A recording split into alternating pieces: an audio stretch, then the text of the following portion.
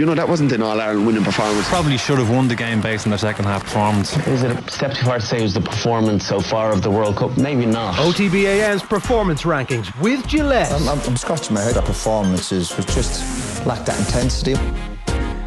It is officially World Cup year now. We've been talking about it non-stop since the Japan game and the All Black game 4 years ago, but now we're entitled to do it every day if we want to. I hadn't thought about that. I thought you were talking about the Women's World Cup, but also the Rugby World Cup. The one that has been like this kind of dread weight around our necks, where there's this impending sense of doom, and then, oh, lo and behold, first day out, Johnny Sexton breaks his face. It actually it feels a lot more normal to be talking about it on January 1st than December 31st, because it's the calendar year. You're like, okay, we can get away with it. But this isn't, and the Leinster PA is not in any red, green or amber in this either. Yeah, they haven't thrown it in. We Did we consider that? Yeah, we didn't. Yeah, we let that go. We actually didn't say it, but no. On this, the Mondayest Tuesday of all time. I am interested in what our viewers think about the latest controversy surrounding. Is it the Wolf Tones? It is the Wolf Tones. Yes. Celtic Symphony. Banjo strumming troglodytes was how they were referred to by Rory Keane in the Daily Mail this morning. It's like wow, that's a fiery. But is that what people think? That's off the band. That's the opinion of the band. The band, yeah. I mean, are you a big Wolf? I enjoy the Wolf Tones. I really do. I enjoy their songs. Are they musically good? They're musically talented for sure. Are they? Because I remember a couple of times some people not great who'd be like the halftime at Croke Park, for example, with some bad songs written specifically for the occasion. North, South, East and West Gaelic games is far the best. That one has stuck with me for my entire life. That's a classic. I can't remember. I think it was some kind of mix and gathering of people who weren't normally bandmates. But I think a bit of trad gets people in the mood. Irish people like a bit of trad, and especially. But are they good trad? The Wolf Tones are top tier trad. Are they really though? Yeah, are they like proper? You know. I'm going to get some trad police in the comments now telling me that they're crap. But no, I enjoy them. Their songs. Go on, you have an opinion, Colin? No, quiet. Look what's in the range. Sorry, you're putting up your finger. Yeah. Okay, sorry, I just wanted to get that in there. Give us your views. Yeah, let us know what you think. Yeah. Add Off the Ball on Twitter, Add Off the Ball AM specifically if you want to talk to us. 0879 180 180 is the WhatsApp number, and of course you can leave a comment on the YouTube stream. Happy New Year to you all. Let's get into the misery of Spurs and Liverpool. I love it. On this, the first performance rankings of 2023, we will start with Tottenham and Liverpool. We'll start with Tottenham, will we? Might as well. Spurs, we thought that Stevens' dead draw against Brentford was the start of their comeback. That was them. A nice little 2-2 draw against Brentford, who were pretty decent. But that home defeat to Villa on New Year's Day, the home fans booing as well, Antonio Conte coming up with his excuses after the match. It wasn't great, was it? Conceding at least twice in 7 consecutive league matches for the first time since November '88. That's a ridiculous stat. You don't see that, and it's scarcely believable as well, because they're constantly coming from behind in games. So any games that they do actually manage to pluck a point or 3 out of, it's coming from behind, and that's not a hallmark of a solid team, is it? I mean, it's Spursy. Now, I'll give them credit here. I'm looking at the names that were missing against Villa on New Year's Day. Kulusevski, Richarlison, Bentancur. But Christian Romero was back from winning the World Cup, and Hugo Lloris. Well, I mean, to call that a howler, I think it's fair enough. Look, I think it was complete howler. Somebody else could have stepped in, but like Villa were... it was a World Cup hangover howler. Excellent in the second half. They were. Look... he has been complaining incessantly about the situation at Spurs, constantly talking about other people's money. At some point that seeps into the team, right? At some point the team are like, am I not good enough for you, really? Am I that bad that you're desperately trying to replace me the whole time? Constantly complaining in the press? I don't know. I mean, we keep making the point, everywhere he goes he's won the league. So is something going to happen? Is something going to turn around? Are they going to find all the money they need? Is Harry Kane going to stay now that he hasn't won another tournament? Yeah. I mean, lamenting the fact that they don't have a solid foundation after spending millions. Like they signed a lot of players for a load of money in the summer. I think they pretty much got most of his targets that he wanted. And now we're into January and he's complaining about this. Like, he strikes me as a guy who just doesn't want to be there. My brother-in-law is a season ticket holder there, and I was chatting with him after the Villa game. I was asking, was he part of the booing mob at full time? And he said, 100%. Because the reason is because he doesn't want to manage the club, and he's the wrong man for it. Because Conte wants experienced players. He doesn't want to build any sort of youth and established him into the first team after a couple of years. He wants instant success. And I think with Conte too is historically he struggles with the busy schedule. When Chelsea won the league under him in 2016-17, they just had the league to focus on. He likes one focus, and he likes established players. He likes everything done for him, and then he can be himself. But he kind of struggles with moulding together different personalities and players in different stages of their career.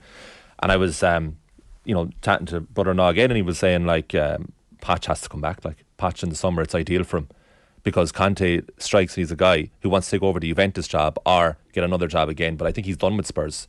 And I think I've always questioned Conte's motivation at Spurs from the start, even when they were doing well. Do you remember the Burnley game at Turf Moor? He wasn't in that long, and he was basically saying, well, it felt like he was leaving that week. Yeah, he was like, I'm going to go. And he strikes me as a guy who was about 2 or 3 games away all the time from wanting to leave Spurs. And I don't think it will take much for him to do that. Didn't they have their record-breaking opening to the season? It feels a long time ago now. And they still do have a really gifted, lavishly talented squad. The whole it's going to take a miracle for us to finish top 4. It shouldn't really. Look at the table, yeah. They're 2 off United, a game extra played, granted, but they're still on 30 points in 5th place. There's a raft of teams who are 2 points apart at that stage, so there's no reason that they shouldn't.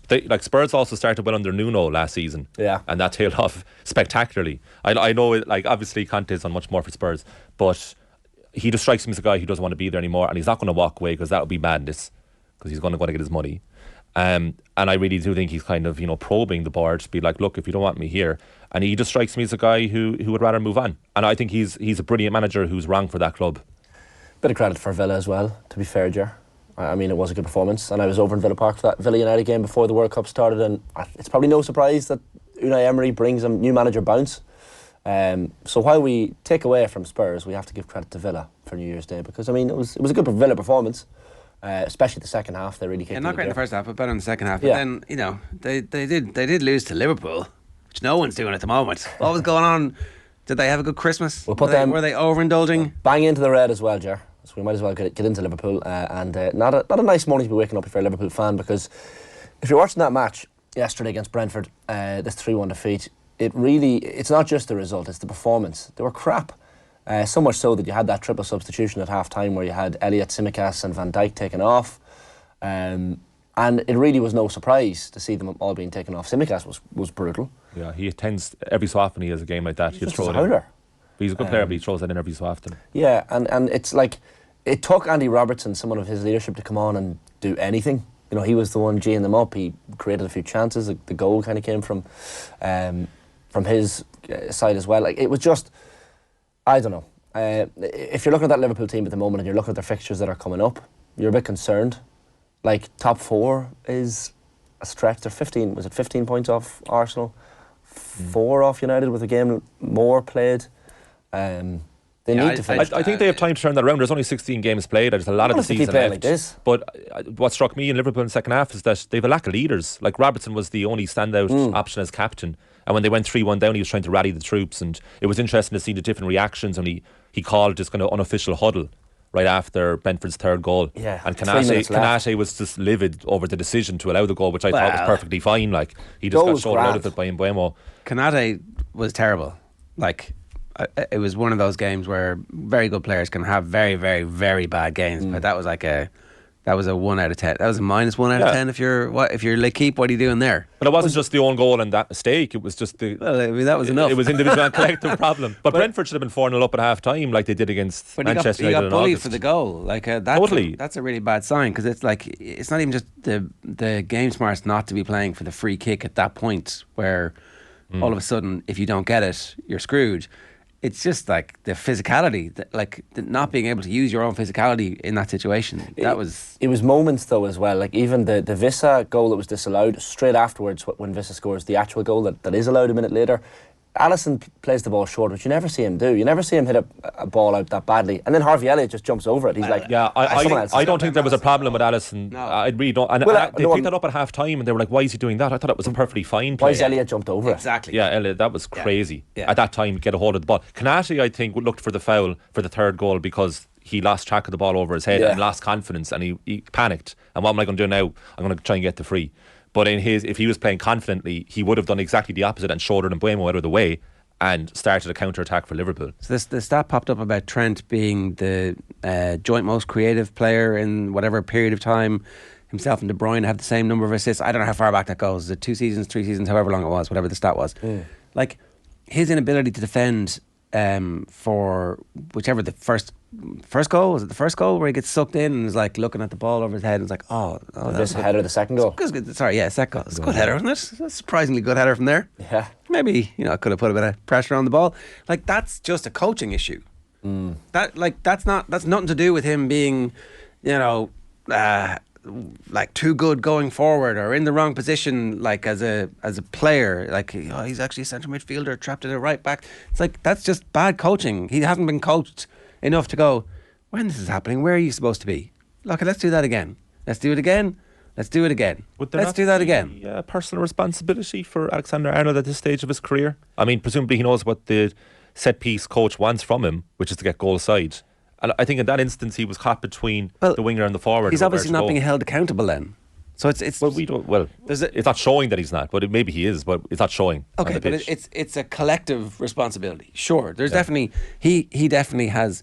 What I'm saying is, you can't be taking him out of the team because he's obviously very creative. But whoever's fault it is, that needs to be fixed, and you can't like say that it's not somehow on the coaches to be pointing this out, going, why are you doing this? We should again, though, on that, give credit to Brentford and what Thomas Frank has done, because Mbeumo and Wissa are two of the type of forward pairs that Liverpool hate to come up against, and that's without Ivan Toney in that Brentford attack as well. But Wissa, particularly in that goal that you mentioned, Ger, Trent was caught, but Vissa's movement was brilliant, and he was class the whole game. Mbeumo got man of the match, I think. He was excellent, got a deserved ovation when he was being taken off as well. And Klopp's comments after the game. Yeah. Let's talk about this. So we know he has excuses always. But like, what a baby. What exactly is he giving out about? You lads were saying before that he's given out about the third goal for one, which is ridiculous. Do you have those quotes? I have them here. Like, it's crazy. What was he saying? Brentford create chaos with set pieces. When I say they stretch the rules, they do in offensive set pieces. Don't get me wrong, it's smart, but they do. If you single out all the situations, you could find 5 fouls, but because it's so chaotic, no one sees it in the end. Now, that does not look good in writing or verbally when you actually listen to him say it. Well, he's such a bad loser. He is, and we know this. He's a notoriously bad loser, and it's one of the most enjoyable things in world sport, watching, if you're not a Liverpool fan, obviously, is watching the various ways that he finds to explain what's going on. The pitch wasn't good. That isn't actually the truth. No. Now, he did acknowledge later on in that same paragraph that they were at fault for the goals. Yeah. He did acknowledge that, but he always has to get something in there. But a lot of those, like Alex Ferguson used to do it all the time as well. Like, he did always be a deflection tactic. Is it the mark of a winner? It's the mark of a winner. It's not the mark. It's the mark of a bad loser. It's the mark of a bad loser. Yeah, a bad loser, but also a winner.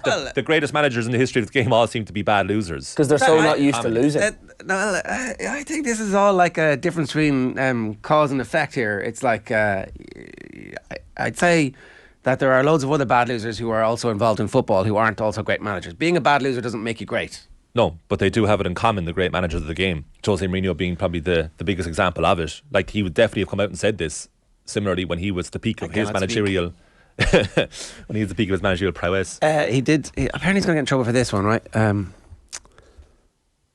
The Liverpool manager was unhappy with Brentford's tactics at set pieces and said in an answer as to whether he had complained about it, yeah, but that's exactly the same as I would talk to my microwave. You get no response. It's always the same. Before the season, they gave us advice that the players have to be careful at this moment, set pieces, because the refs will have an eye on it. And you see these games and pretty much everything is allowed. It's always on the edge and they're using it. I mean, like, welcome to football, Jurgen. You're an incredibly experienced manager. I think if you're talking to your microwave for starters, you're in trouble, aren't you? I don't know why this is the Telegraph think that he's going to get in trouble for that. That was on BN Sports afterwards. He was saying that. I'm not sure that I buy the Carragher thing about, like, it's just the same as the Arsenal evolution where they became too technical. I mean, maybe that's what it is. Maybe that's what putting Thiago in the team has somehow turned them into this. But it doesn't feel like that's what's happening here. It feels like it's just bad organisation. Bad organisation with set pieces. Like, that's not. I'd love to see the deep dive on the intensity stats, like the sprints and the distance travelled. Obviously, is the easiest one, but like more important, the high number of sprints. Like, is it Sadio Mane? Is it a combination of really good technical analysis from other teams working out what it is that Liverpool are doing and then saying, well, we're going to stop you doing that? It's the lack of replenishment in midfield, isn't it? They haven't signed a midfielder since Thiago, and they badly missed Henderson last night, which isn't a good look because Jordan Henderson is not the player he once was. No. But they looked very depleted in midfield, quality-wise. Man is a fair point, I think. You're missing a guy there. I don't think Darwin Núñez has been like Captain Chaos, as Jimmy Carragher calls him. He took his offside goal very, very well last night. Núñez isn't the problem. Like, no, Núñez, he can't be the problem. Fine player. Like he misses chances, but the goals will come for him. The goals will come, yeah. But he's a good player. But they have far worse problems than that, don't they? Yeah, for sure. But they are in the red, lads, on this performance rankings this morning. We move on to the other red. It's Ulster Rugby. And I feel like they've been in the red a little bit of late. Unfortunately for them, they led 14 points to 5 against Munster with 13 minutes left. You felt this is going to be a good day for Ulster. They're going to get it done. And then Ben Healy out off the bench for his first appearance since the win over South Africa back in November, and he does the business. Gets the try, converts the try himself as well, and it's a 1-point win for Munster.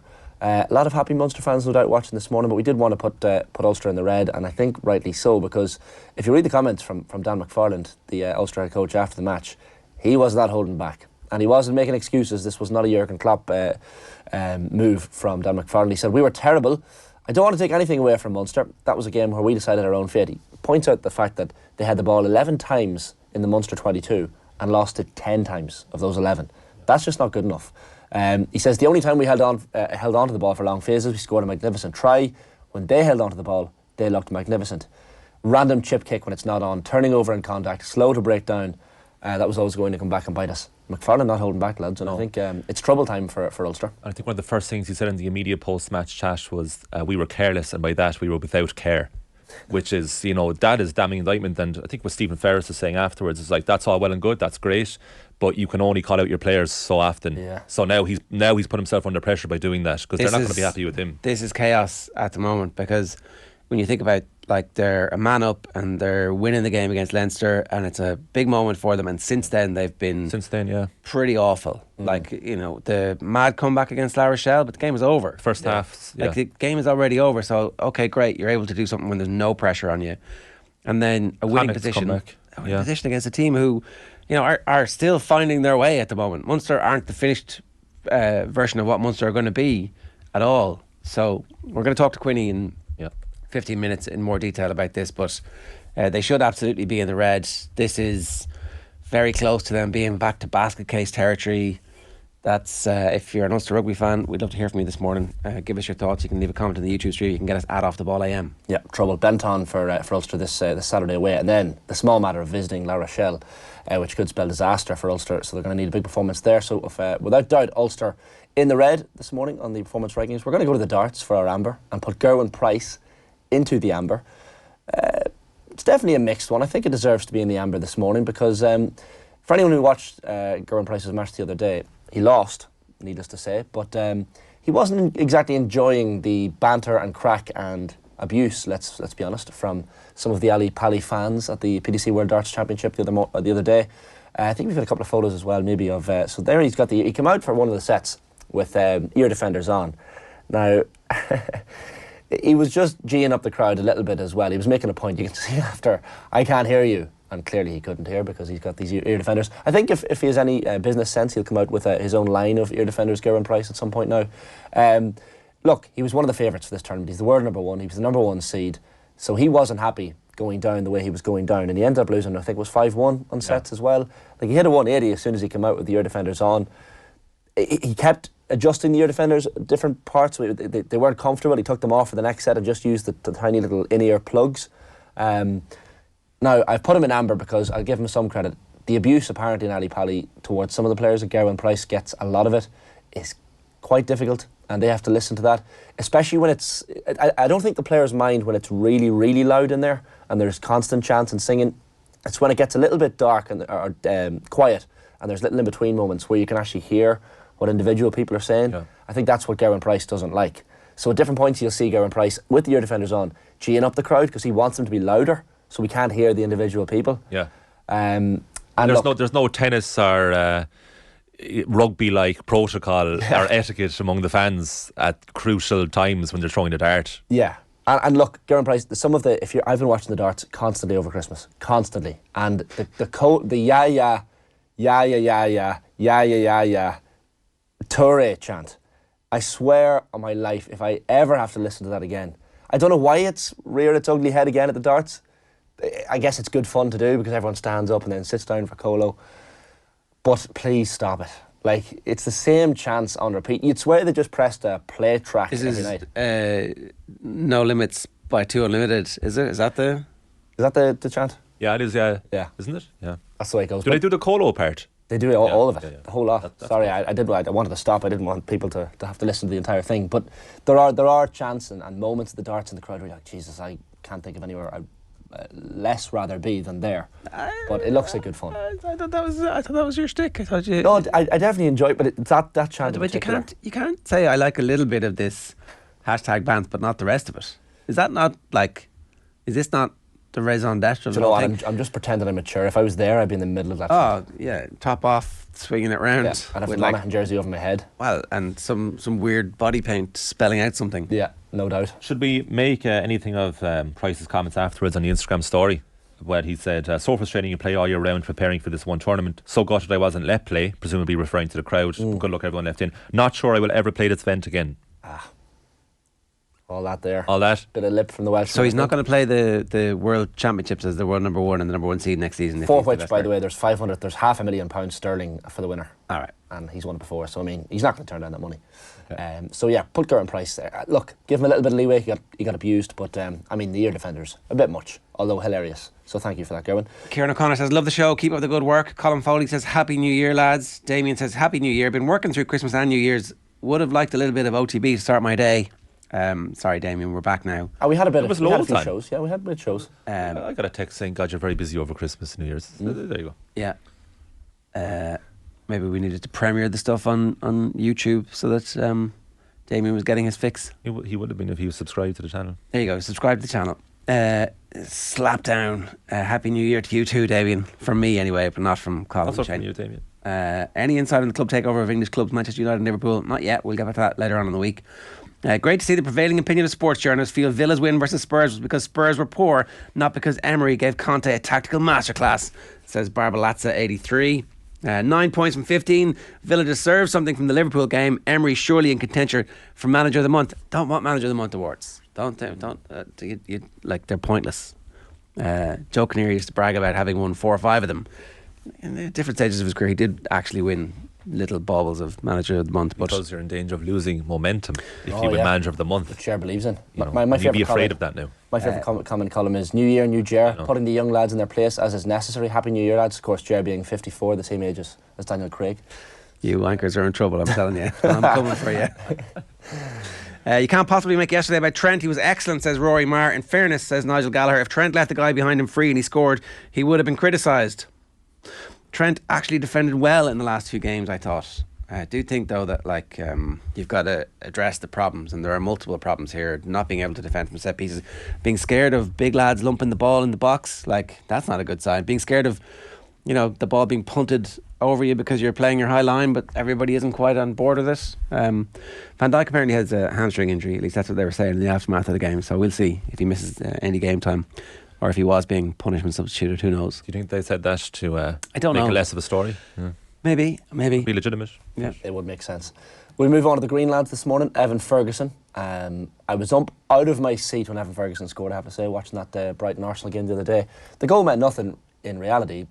Almost mounted a comeback. They got a second and then had a goal disallowed. But really, it was all about Evan. A wee step over for the first goal. He was involved in the third goal as well. I think that was disallowed. And he took his goal really, really well. He's just strong, 6'2", 18 years of age.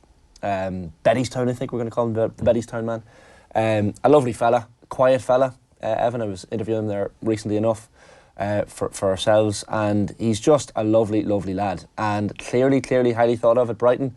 I was kind of worried for him. When Graham Potter left the club, you're thinking, right, De Zerbi's coming in. It's never easy for a young lad when a new manager has to get to know you all over again. It's a bit of trouble, but clearly Roberto De Zerbi thinks the same of him as Graham Potter did.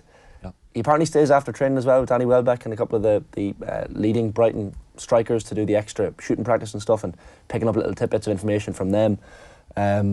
I don't want to put pressure on Evan Ferguson. Come on, heap the pressure on. This is football. That's the whole point. Okay. He's going to be the new Robbie Keane. What He's are we going to talking overtake about? Robbie's record, lads. Yeah. He's going to do it. Well, he's got to have it in his sights. Come on. Of course. Good thing about this, it was a consolation goal, so it'll be quickly forgotten about. But because Fair. Aaron Connolly had the brace to beat Spurs, and then we wouldn't stop talking about him for about 2 months afterwards, and we know what happened then. So maybe this will be a more subtle emergence of a great player. Yeah, but Roberto De Zerbi had kind words to say about Ferguson afterwards as well, and he categorised him among a number of young players at Brighton, so he didn't highlight him per se individually, but he said he's one of a number of very good young players we have, which I think is perfect for his development.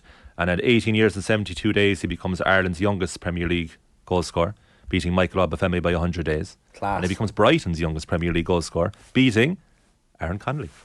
Aaron Connolly is definitely something that you hope that Evan Ferguson's camp are saying, look, this can happen, or Robbie Keane can happen. You can definitely dedicate yourself to your craft and make sure that you are cutthroat and ruthless in the pursuit of being the number one striker at this club, or you could end up playing in Serie B or not even playing in Serie B at the moment. But as Kathleen pointed out pre-show, kind of we could be seeing more of him now on a verge of a move to Hull City from Vicenza. Like, it's not too late for Connolly, by the way, just to say. He just needs to change his attitude, but he's a fine player, like naturally talented. Hull's a good move for him. Well, we'll see. Yeah, but it's like up to him, isn't it? David Myler speaks highly of the club and the people and all the rest. And I don't think he needs good people around him. It's got to that stage of his career where he needs good people around him, and it could very easily be finished for him. That's the truth about where Connolly is at the moment in his career. He's not going to get many more chances. He had a chance. He's had several chances at this stage, and that's really impressive aggression that he had and ball skills that he had will only carry you so far. After that, you've got to make sure that you're completely dedicated to it, and whatever it was that was influencing him in his life not to dedicate himself properly to making it, if that's not cut out, then he's going to end up not playing football in 18 months. He mentioned in the first leg of the 21s against Israel afterwards, he played very well in that game in Dublin, and he said that I've got my love of the game back. And I suppose that was a worrying thing to hear from someone so young, that he so quickly fell out of love with the game. Mad, isn't it? Yeah, but look, I suppose it was a factor of on and off field issues, but look, hopefully there's more than enough time for him to resurrect his career. De Zerbi and Chelsea, and Chelsea didn't make it here. Like what? De Zerbi and Chelsea? Abdication of Potter. Potter and Chelsea should have been in the red, right? That's what I'm just saying. Well, they drew. Could have lumped them in as well, maybe. They drew. Well, I mean, as you know, there's limited spaces. There's limited spaces. Let's keep going. Yeah. Final green space this morning. I think deservedly so, because we don't really give them enough attention or perhaps praise, regardless of the fact that they're at top of the Premier League table, is Arsenal. Definitely the top of the green on this morning's performance rankings on OTB AM. Lads, I don't know what you thought, but the performance was very good against Brighton. Played well, they conceded a couple of goals, which wasn't great. But I think Arteta is the type of manager who likes having something to work on and something to give the players a bit of a G up as well. The match tonight's going to be interesting. Newcastle. Arsenal's home record, regardless, is very good, but their home record against Newcastle at home is very, very good. Martin Odegaard was outstanding against Brighton. That pass. My God, for Martinelli. One of the best assists you'll see all season, if not the best. Because the pass into him put him under a little bit of pressure. Thomas Partey put him into a central mid position, and there's just the wherewithal to see it and then to execute it. Yeah. He's unbelievable. Emile Smith-Rowe to come back tonight. Jesus is still out, but maybe back next month. It would be great for the Premier League if Arsenal won the title. I can't believe they're in this position. They're 7 points clear. 7. You know, and they could be 10 tonight, for temporarily at least. They do have tough games coming up. Very tough. Man City double bill. Yeah, I mean, then the Man City. I think they'll win tonight, all right. You think so? I think so. David's a superb record against Newcastle, and Newcastle didn't score against Leeds. Weren't too great. Newcastle's record, though, it doesn't really matter anymore. That's like saying, they had a great record against Man City, and then the money came. Yeah, maybe. Well, the money came, but they haven't signed superstar players. As someone said recently on Twitter, it was like, the scary thing about Newcastle is they're in their Adebayor and Bellamy phase from Man City. They're only in their very early phase of signing players, so give it a couple of windows and they'll be superb on paper. At the moment, they're just good on paper. I think they've skipped the Adebayor and Bellamy phase. They're not buying any dilettantes, and they're not buying any... I think that Almiron has become a sensation. Being smart. Guimaraes is a very good player. They just have very good players, and they have a very good team. Wasn't that Sven? Wasn't Sven in charge for that? For Man City, no, that was before Takshin Shinawatra. So Sven's last game was Shinatra's last game as owning the club. They got hammered like 8-0 away to Middlesbrough. It was Mark Hughes. So Hughes and Sparky came in. Did Vincent Sven Kompany replace? No, Hughes replaced Sven in 2008. All right, so Sven had one season in charge, 07-08. They beat Man United in the Manchester Derby in September. Sven. And then he started brilliantly and then completely tapered off. And then they signed Vincent Kompany in a free transfer. And it looked like it was a standard Man City team. And then was it the last day of the transfer window in summer 2008? The lads came in and history was made. Rest, as they say. Yeah. You watched that documentary, did you? Which? The Sky Man City documentary. No, I just remembered it. All right, wow. We're getting into the hype of Arsenal. 10 points to lead tonight if they win. And obviously City play Chelsea on Thursday, but I mean, we'll know by the end of this month when they get through these games. Tottenham away, United at home as well. Then we'll obviously start talking about the transfer windows because they've been linked with Mudryk. Is that the correct pronunciation? Oh yes. Shakhtar. Yeah. Quality player. Yeah. They're going to have to spend the 85. I've seen of him, he's very good. They're going to have to spend the 85 million apparently. That's what Shakhtar want. They've offered 55. So maybe that happens now, and maybe they win the league, and maybe they're in the Jude Bellingham stakes out of nowhere. Possibly. You know, they've lost one. They've lost 1 in 15. It's not bad. They're going to do a Leicester 2015-16 start really well, and then eventually see it out. Right. By the way, so we had our crystal ball, remember, before the year, and one thing Nathan said, and it stood out to me ever since, was one thing I can tell you for sure is Jude Bellingham will not be playing for Arsenal. So if it happens, we may pull that clip right out. There you go. That was your first Gillette Labs performance rankings of 2023, folks. OTB AM's performance rankings with Gillette.